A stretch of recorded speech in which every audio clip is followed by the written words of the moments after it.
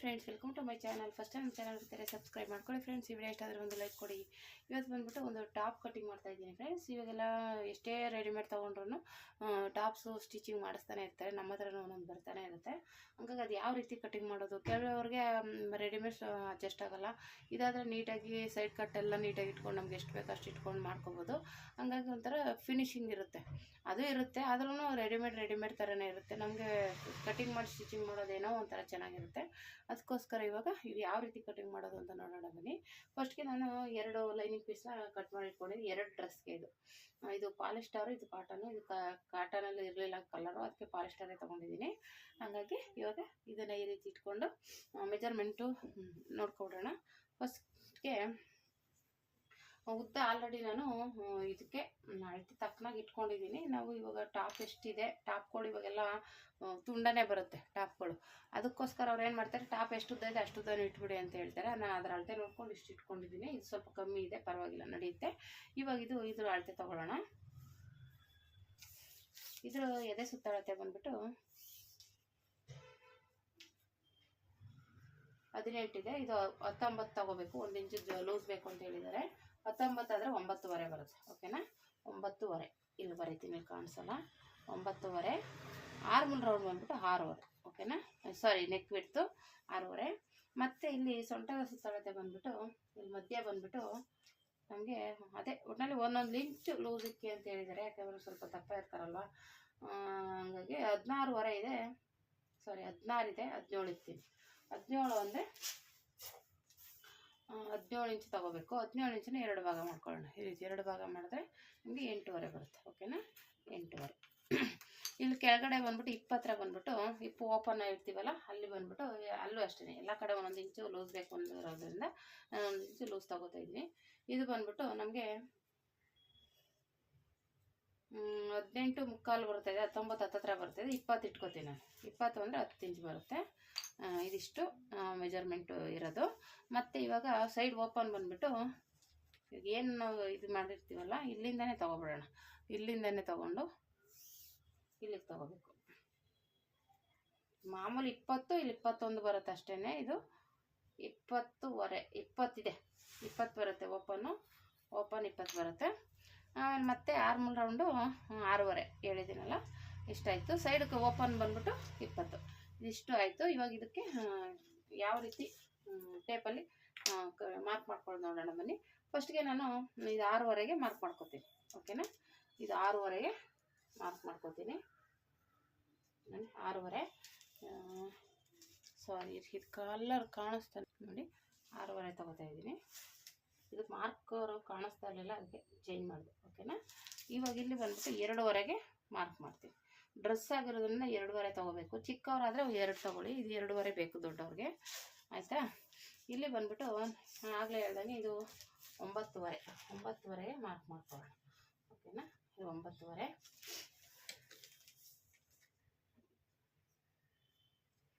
ಇದೆ ಸುತ್ತ 9.5. ಇಲ್ಲಿ ಬಂದ್ಬಿಟ್ಟು 8.5. ಮತ್ತು ಸೈಡ್ ಓಪನ್ ಬಂದ್ಬಿಟ್ಟು 20 ಇಂಚು. ಇಲ್ಲಿಂದ 20ಗೆ ಮಾರ್ಕ್ ಮಾಡ್ಕೊತೀನಿ. ಇಲ್ಲಿವರೆಗೂ ನಮಗೆ ಲೆಕ್ಕ. ಓಕೆನಾ,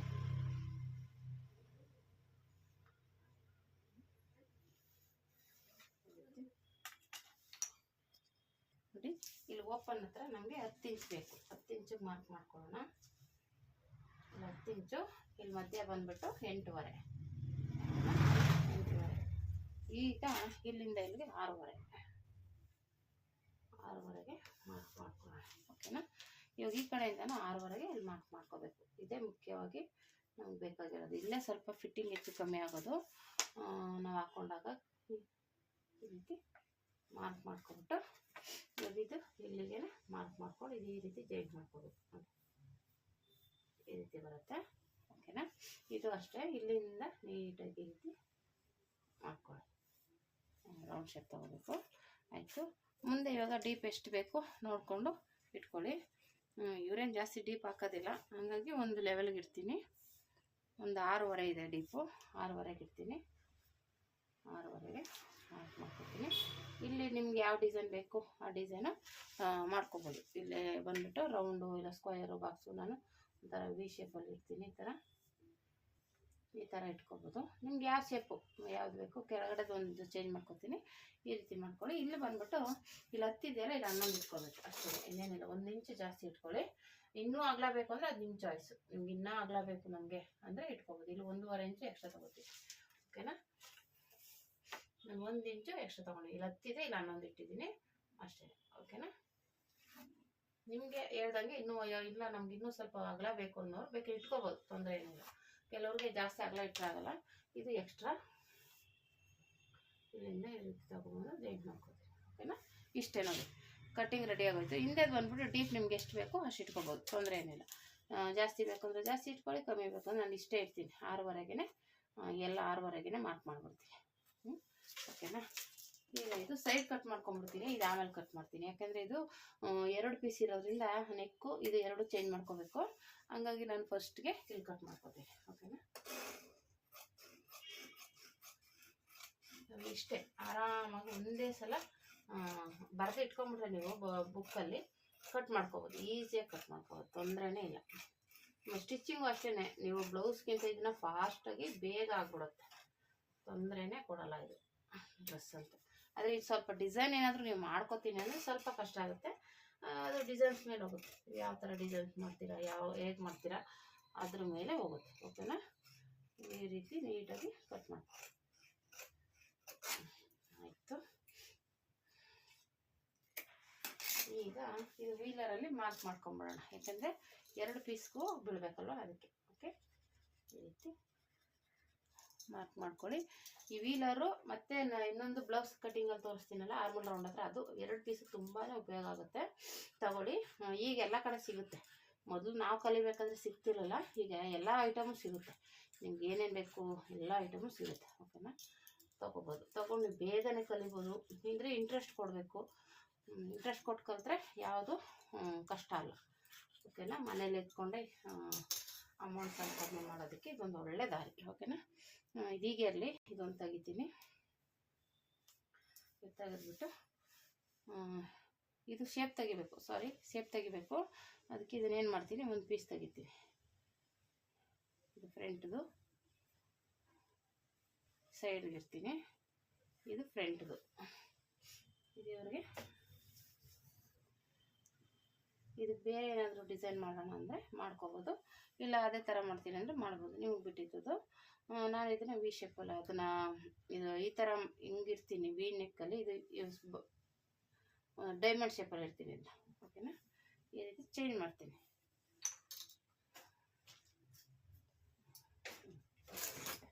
ಇದು ಡೈಮಂಡ್ ಶೇಪಲ್ಲಿ ಇರ್ತೀನಿ. ನಾನು ಆಮೇಲೆ ಕಟ್ ಮಾಡ್ಕೊತೀನಿ. ಇದೀಗೆ ಇರಲಿ, ನಾನು ಸ್ಟಿಚಿಂಗ್ ಮಾಡಬೇಕಾದ್ರೆ ಕ್ಯಾನ್ವಾಸ್ ಕೊಟ್ಟರೆ ಇಲ್ಲ ಹಾಗೇನೆ ನೋಡ್ಕೊಂಡು ಕಟ್ ಮಾಡ್ತೀನಿ. ಇದಕ್ಕೆ ಇದು ಹಿಂದೆದು, ಇದು ಮುಂದೆದು. ಇವಾಗ ಮುಂದೆದು ಎರಡನ್ನೂ ತಗೊಂಡು ಶೇಪ್ ತೆಗಿಬೇಕು. ಓಕೆನಾ, ಇದು ಮುಂದೆದು, ಇದು ಮುಂದೆದು. ಈಗ ಮುಂದೆ ಪೀಸ್ಗಳನ್ನ ಎರಡನ್ನೂ ಇಟ್ಕೋಬೇಕು.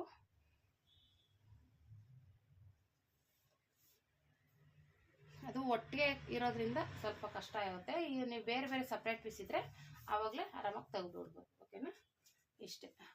ಕಾಣಿಸ್ತಾ ಇದೆಯಾ? ಇಟ್ಕೊಂಡು ಇದು ಇಲ್ಲಿ ಇದನ್ನು ಅಷ್ಟೇ ಶೇಪ್ ತೆಗಿಯುವಾಗ ನೀಟಾಗಿ ತೆಗೀರಿ. ಸ್ವಲ್ಪ ನೀಟಾಗಿ ತಕ್ಕೊಂಡ್ರೆ ನಿಮಗೆ ರಿಂಕಲ್ಸು ಅವೆಲ್ಲ ಅವಾಯ್ಡ್ ಆಗುತ್ತೆ. ಓಕೆನಾ, ಈ ರೀತಿ ಬಂದು ಇಲ್ಲಿ ಸ್ವಲ್ಪ ಒಳಗಡೆ ಬಂದು ಹಿಂಗೆ ಒಳಗಡೆ ಹೋಗಿ ಇಲ್ಲಿ ಬಂದು ಸ್ವಲ್ಪ ಒಳಗಡೆ ತಗೊಂಡ್ರೆ ಇಲ್ಲೇನಾಗಪ್ಪ ಆಗುತ್ತೆ ಅಂದರೆ ಇಲ್ಲಿ ಸ್ವಲ್ಪ ಬಟ್ಟೆ ಎಳ್ಕೊಳ್ಳೋದ್ರಿಂದ ನಿಮ್ಗೆ ಹಿಂದೆ ರಿಂಕಲ್ಸ್ ಬರೋಲ್ಲ, ಇದು ಕಂಕ್ಳ ಥರ ರಿಂಕಲ್ಸ್ ಬರೋಲ್ಲ. ಬ್ಲೌಸ್ಗಾದರೂ ಅಷ್ಟೇ ಆ ರೀತಿ ಬ್ಲೌಸ್ ಕಟ್ಟಿಂಗ್ ಮಾಡಿದಾಗ ತೋರಿಸ್ತೀನಿ ಎಲ್ಲೆಲ್ಲಿ ರಿಂಕಲ್ಸ್ ಬರೋದು ಅವಾಯ್ಡ್ ಮಾಡ್ಬೋದು ಅಂತ.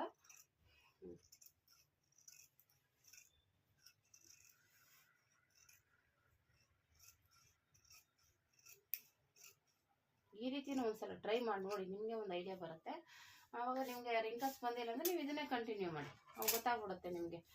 ಇಲ್ಲ ನಮಗೆ ರಿಂಕಲ್ಸ್ ಬರ್ತಾ ಇಲ್ಲಪ್ಪ, ನೀಟಾಗಿ ಬರ್ತಾ ಇದೆ ಅಂತ ನೀವು ಆರಾಮಾಗಿ ಹಾಗೆ ಕಂಟಿನ್ಯೂ ಮಾಡ್ಬೋದು. ಬೇಕಾದ್ರೆ ಈ ಮೆಥಡಲ್ಲೂ ಒಂದ್ಸಲ ಕಟ್ ಮಾಡಿ ನೋಡಿ, ನಿಮಗೆ ಒಂದು ಐಡಿಯಾ ಸಿಗುತ್ತೆ. ಓಕೆನಾ, ಇದಾಯಿತು ನೋಡಿ, ಇಷ್ಟೇ. ಹಿಂದೆದೇನಿಲ್ಲ, ಹಿಂದೆ ಮಾಮೂಲಿ ನೆಕ್ ಕಟ್ ಮಾಡ್ಕೊಳ್ಳೋದು ಅಷ್ಟೇ.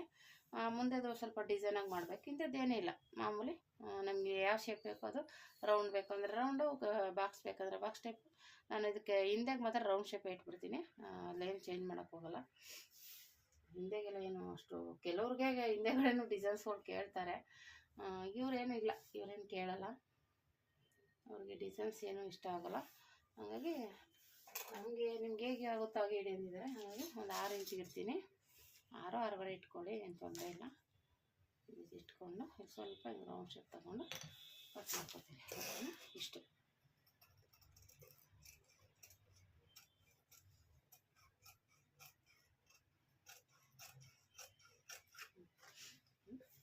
ಡೀಪ್ ಬೇಕು ಅಂದ್ರೆ ಇಟ್ಕೋಬೋದು, ಡೀಪ್ ಏನು ಬೇಡ ಅಂದರೆ ಏನು ತೊಂದರೆ ಇಲ್ಲ. ಓಕೆನಾ? ನಾನು ನೋಡಿ ಮಾರ್ಕ್ ಇಲ್ಲ, ಮಾರ್ಕ್ ಇಟ್ಕೊತೀನಿ. ಅವ್ರ ಉದ್ದ ಎಷ್ಟು ಬೇಕು ಅಷ್ಟು ಇಡು ಒಂದು ಹೇಳಿರೋದ್ರಿಂದ ನಾನು ಇಷ್ಟಕ್ಕೂ ಇಡ್ತೀನಿ. ತೋರಿಸ್ತೀನಿ.